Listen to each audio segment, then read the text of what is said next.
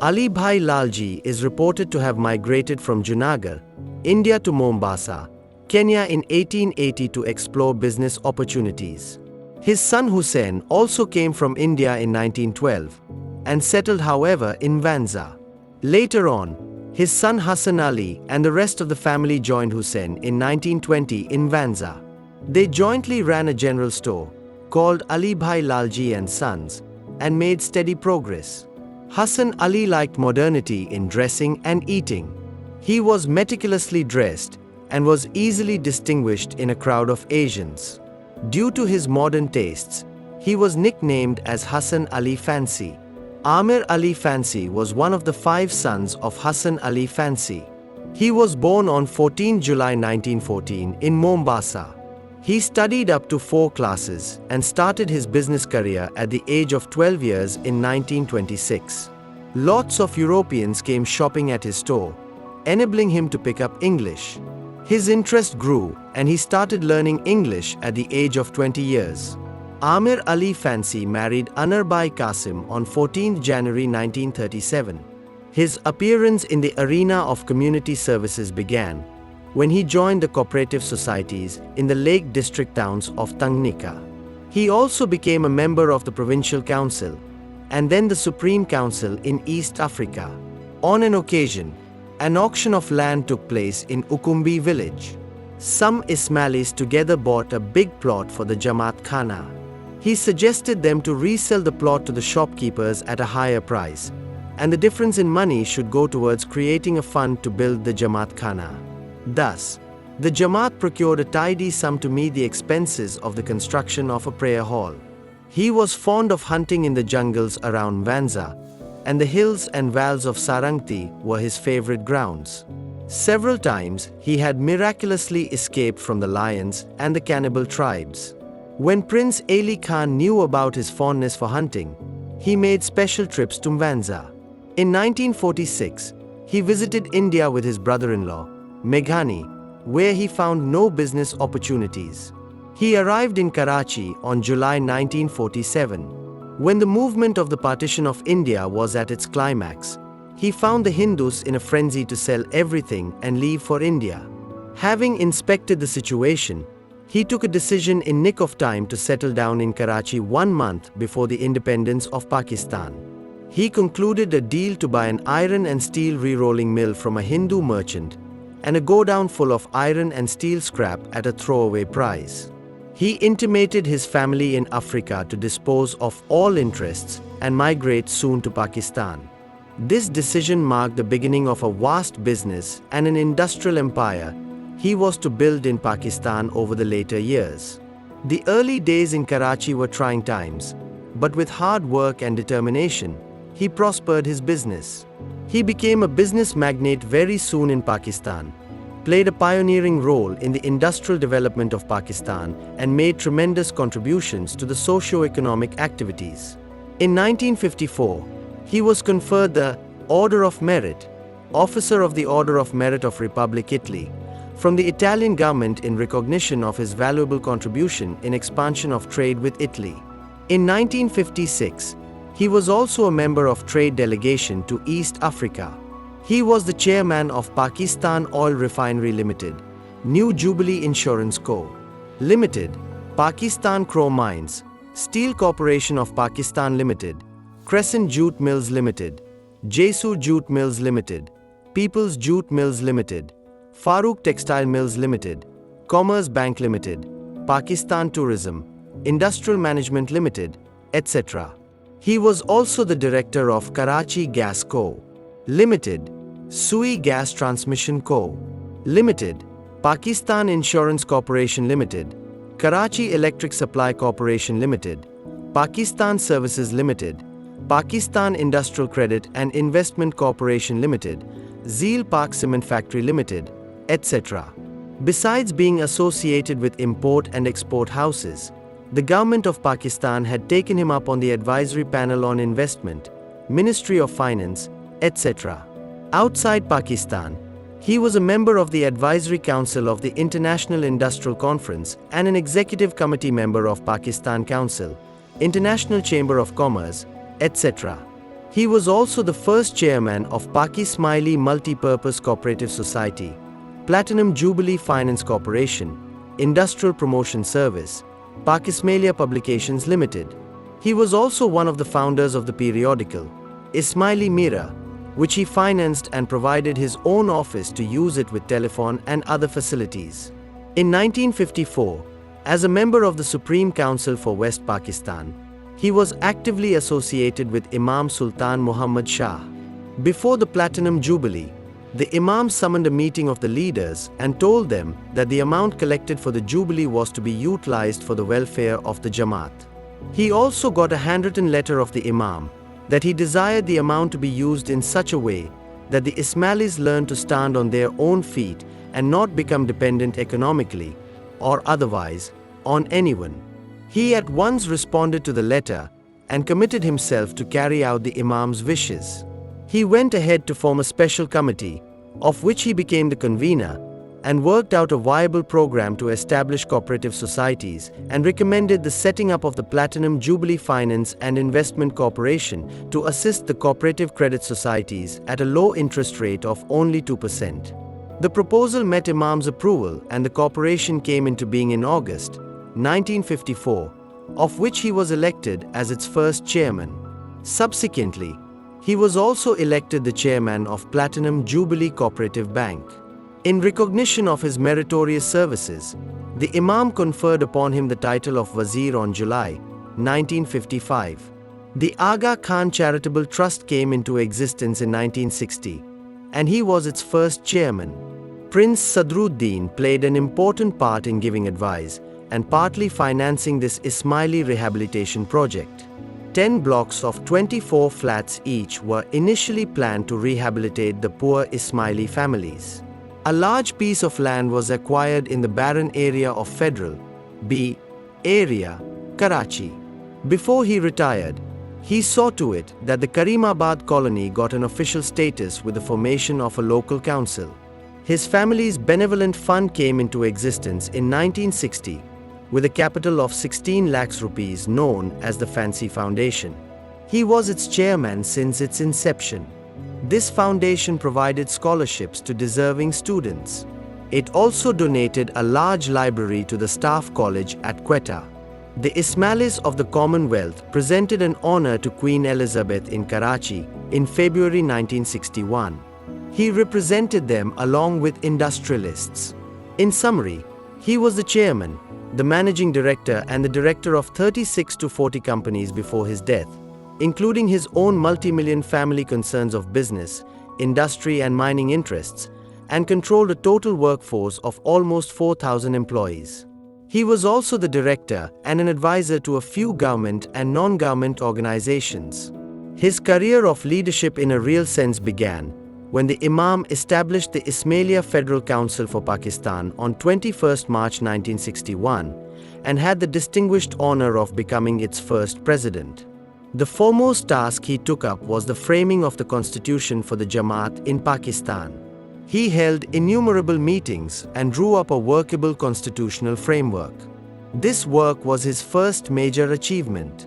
During his period, the Imam visited thrice Pakistan. The Imam also graciously accepted his invitations twice to stay at his bungalow, Aminar in Karachi. The first time in 1964 and the second time in 1970 with Begum Salima.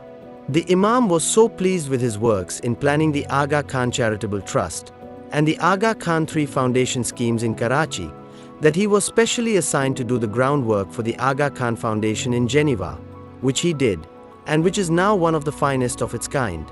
In resettlement of the Ismaili refugees from Burma, Varas Amir Ali's timely action proved productive. As soon as the distress was reported, he flew to Burma and met with the Ismaili leaders and worked out the shifting of the Ismailis. He organized further action and flew to Dhaka and made necessary arrangements, and the mission to resettle the Burmese Ismaili refugees was successful. The birthday of the Hazar Imam was celebrated on 13 December 1964 in a grand darbar at the Aga Khan Gymkhana, Karachi, in the presence of over 100,000 Ismaili, including delegations from around the world. This unique occasion would forever remain carved in the hearts of Ismailis, because the Imam personally graced the celebration of his own birthday for the first time with his followers. The Ismailis were submerged in the ocean of mirth and joy. On that occasion, Varas Amir Ali Fancy delivered a welcoming speech on behalf of the Federal Council and said, "To us, our great Imam, you are a symbol of truth and justice. We feel that it is through your illuminating presence, whether you are in our midst or not, we continue to march on the road to salvation, success, peace, and prosperity.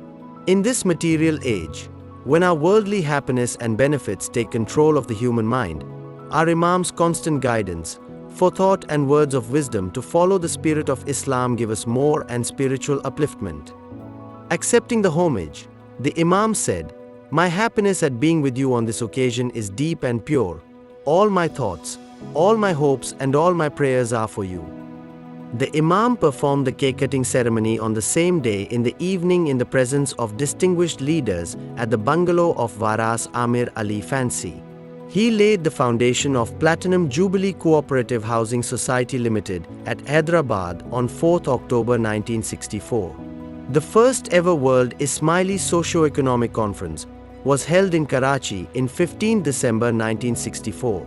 It was a landmark in the Ismaili history. Therefore, he worked hard for its success. He was elected as the president of its executive board with Devansa Ibu Pirbhai and Itandi Ali Muhammad C.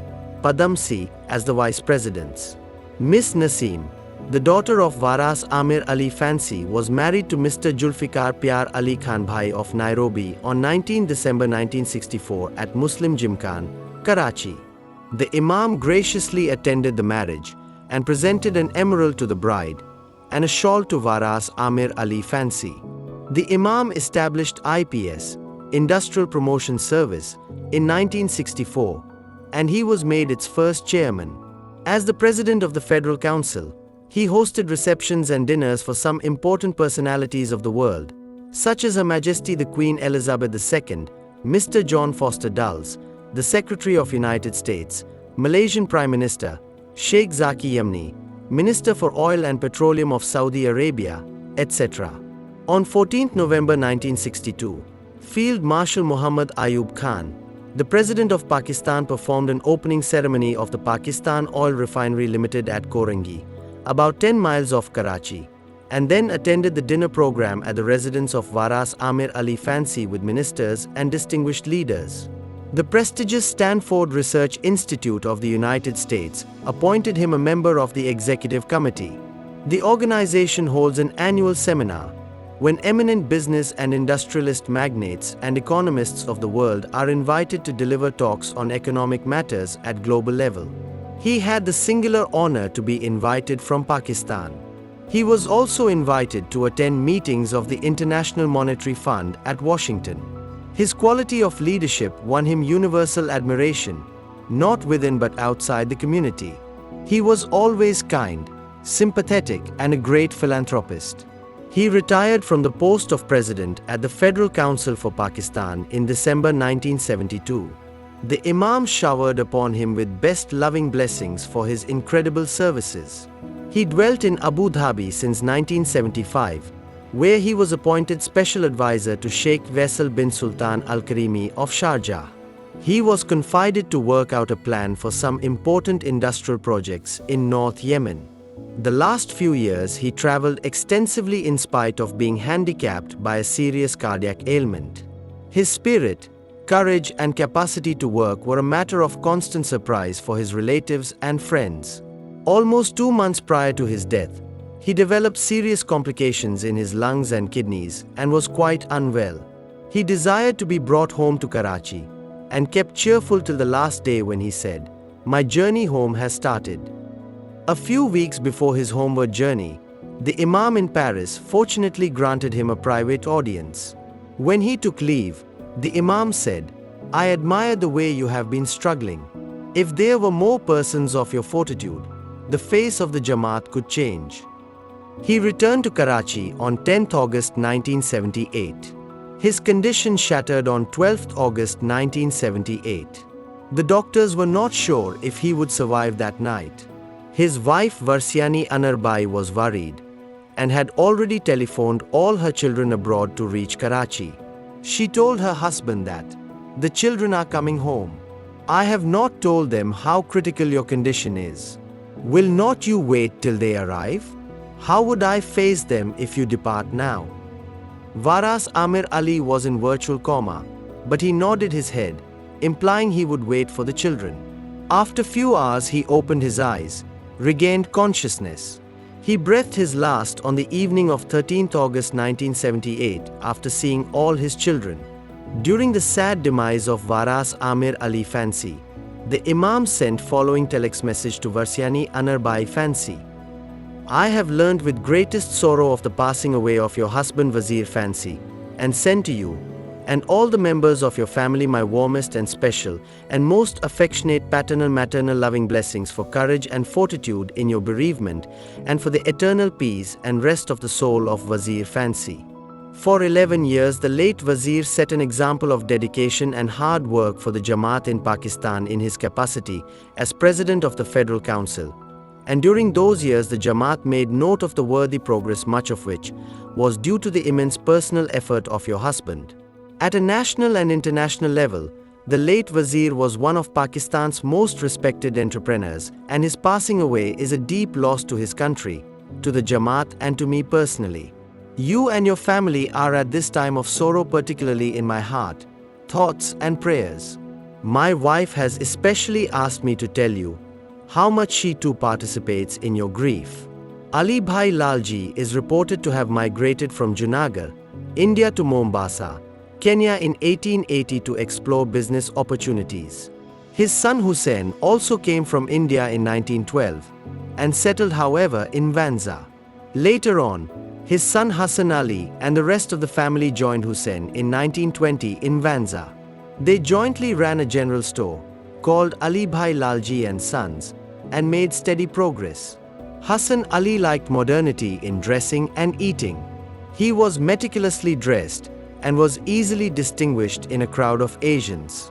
Due to his modern tastes, he was nicknamed as Hassan, one of the 5 sons of Hassan Ali Fancy. He was born on 14 July 1914 in Mombasa. He studied up to 4 classes and started his business career at the age of 12 years in 1926. Lots of Europeans came shopping at his store, enabling him to pick up English. His interest grew and he started learning English at the age of 20 years. Amir Ali Fancy married Anarbai Qasim on 14 January 1937. His appearance in the arena of community services began when he joined the cooperative societies in the Lake District towns of Tanganyika. He also became a member of the Provincial Council and then the Supreme Council in East Africa. On an occasion, an auction of land took place. Together bought a big plot for the Jamaat Khana. He suggested them to resell the plot to the shopkeepers at a higher price, and the difference in money should go towards creating a fund to build the Jamaat Khana. Thus, the Jamaat procured a tidy sum to meet the expenses of the construction of a prayer hall. He was fond of hunting in the jungles around Vanza, and the hills and valleys of Sarangti were his favorite grounds. Several times, he had miraculously escaped from the lions and the cannibal tribes. When Prince Ali Khan knew about his fondness for hunting, he made special trips. He visited India with his brother-in-law, Meghani, where he found no business opportunities. He arrived in Karachi on July 1947. When the movement of the partition of India was at its climax, he found the Hindus in a frenzy to sell everything and leave for India. Having inspected the situation, he took a decision in nick of time to settle down in Karachi 1 month before the independence of Pakistan.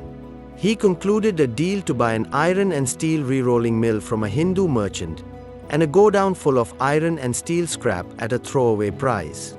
He intimated his family in Africa to dispose of all interests and migrate soon to Pakistan. This decision marked the beginning of a vast business and an industrial empire he was to build in Pakistan over the later years.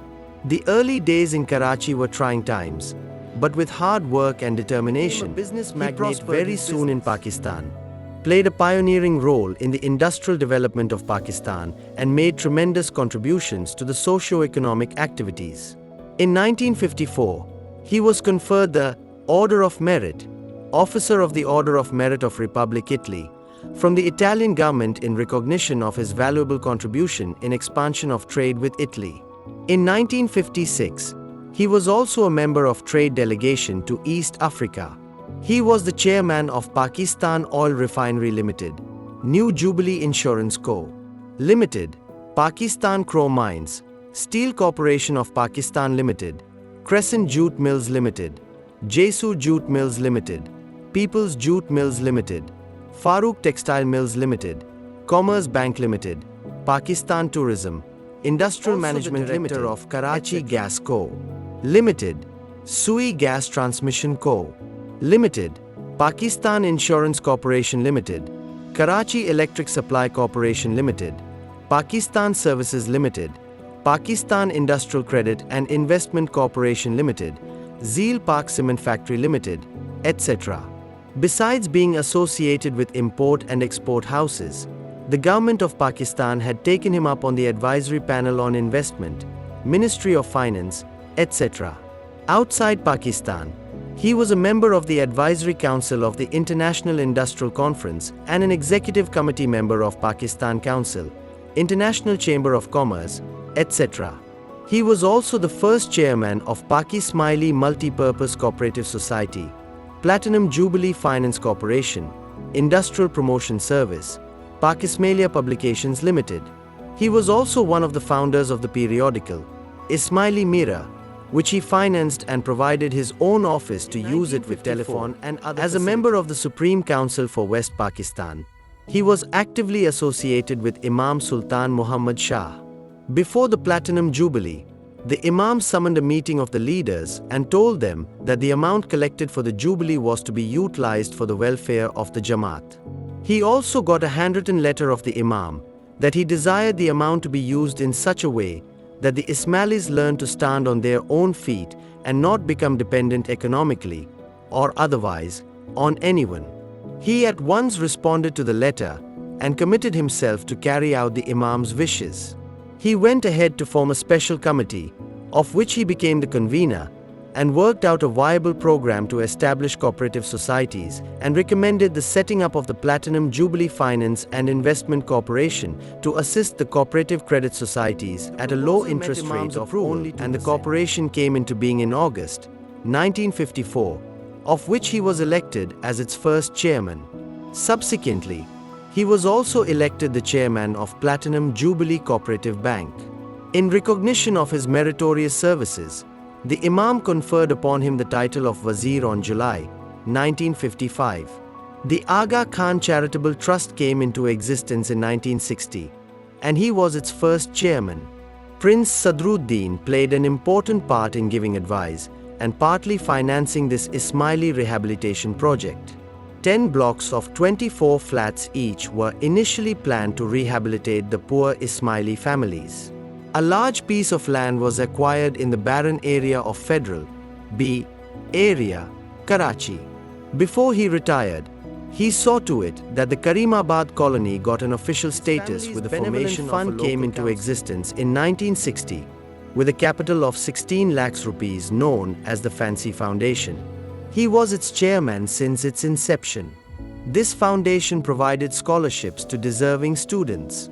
It also donated a large library to the Staff College at Quetta. The Ismailis of the Commonwealth presented an honor to Queen Elizabeth in Karachi in February 1961. He represented them along with industrialists. In summary, he was the chairman, the managing director and the director of 36 to 40 companies before his death, including his own multi-million family concerns of business, industry and mining interests, and controlled a total workforce of almost 4,000 employees. He was also the director and an advisor to a few government and non-government in a real sense began when the Imam established the Ismailia Federal Council for Pakistan on 21st March 1961 and had the distinguished honor of becoming its first president. The foremost task he took up was the framing of the constitution for the Jamaat in Pakistan. He held innumerable meetings and drew up a workable constitutional framework. This work was his first major achievement. During his period, the Imam visited thrice Pakistan. The Imam also graciously accepted his invitations twice to stay at his bungalow, Aminar in Karachi. The first time in 1964, and the second time in 1970 with Begum Salima. The Imam was so pleased with his works in planning the Aga Khan Charitable Trust and the Aga Khan 3 Foundation schemes in Karachi that he was specially assigned to do the groundwork for the Aga Khan Foundation in Geneva, which he did, and which is now one of the Ismaili refugees from Burma. Varas Amir Ali's timely action proved productive. As soon as the distress was reported, he flew to Burma and met with the Ismaili leaders and worked out the shifting of the Ismailis. He organized further action and flew to Dhaka and made necessary arrangements, and the mission to resettle the Burmese Ismaili refugees was successful. The birthday of the Hazar Imam was celebrated on 13 December 1964 in a grand darbar at the Aga Khan Gymkhana, Karachi, in the presence of over 100,000 Ismaili, including delegations from around the world. This unique occasion would forever remain carved in the hearts of Ismailis, because the Imam personally graced the celebration of his own birthday for the first time with his followers. The Ismailis were submerged in the ocean of mirth and joy. On that occasion, Varas Amir Ali Fancy delivered a welcoming speech on behalf of the Federal Council and said, "To us, our great Imam, you are a symbol of your illuminating presence. Whether you are in our midst or not, we continue to march on the road to salvation, success, peace and prosperity. In this material age, when our worldly happiness and benefits take control of the human mind, our Imam's constant guidance, forethought and words of wisdom to follow the spirit of Islam give us more and spiritual upliftment." Accepting the homage, the Imam said, "My happiness at being with you on this occasion is deep and pure. All my thoughts, all my hopes and all my prayers are for you." The Imam performed the cake-cutting ceremony on the same day in the evening in the presence of distinguished leaders at the bungalow of Varas Amir Ali Fancy. He laid the foundation of Platinum Jubilee Cooperative Housing Society Limited at Hyderabad on 4th October. Ismaili socio-economic conference was held in Karachi in 15 December 1964. It was a landmark in the Ismaili history. Therefore, he worked hard for its success. He was elected as the president of its executive board with Devansa Ibu Pirbhai and Itandi Ali Muhammad C. Padam C. as the vice presidents. Miss Naseem, the daughter of Varas Amir Ali Fancy, was married to Mr. Julfikar Pyar Ali Khan Bhai of Nairobi on 19 December 1964 at Muslim Gymkhana, Karachi. The Imam graciously attended the marriage and presented an emerald to the bride and a shawl to Varas Amir Ali Fancy. The Imam established IPS, Industrial Promotion Service, in 1964, and he was made its first chairman. He hosted receptions and dinners for some important personalities of the world, such as Her Majesty the Queen Elizabeth II, Mr. John Foster Dulles, the Secretary of United States, Malaysian Prime Minister, Sheikh Zaki Yamni, Minister for Oil and Petroleum of Saudi Arabia, etc.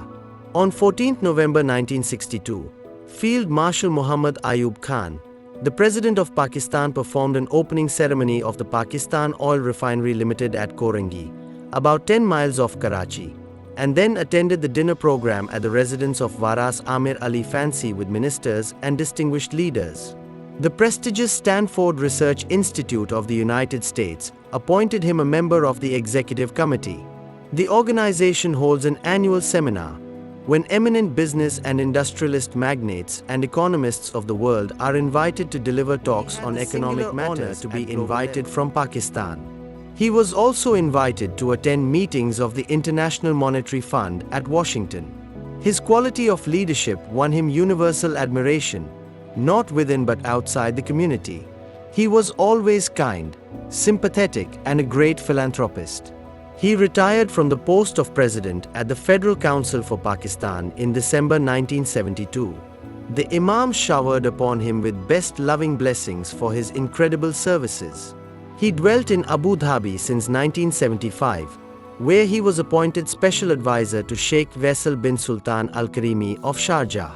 He was confided to work out a plan for some important industrial project. He traveled extensively in spite of being handicapped by a serious cardiac ailment. His spirit, courage and capacity to work were a matter of constant surprise for his relatives and friends. Almost 2 months prior to his death, he developed serious complications in his lungs and kidneys and was quite unwell.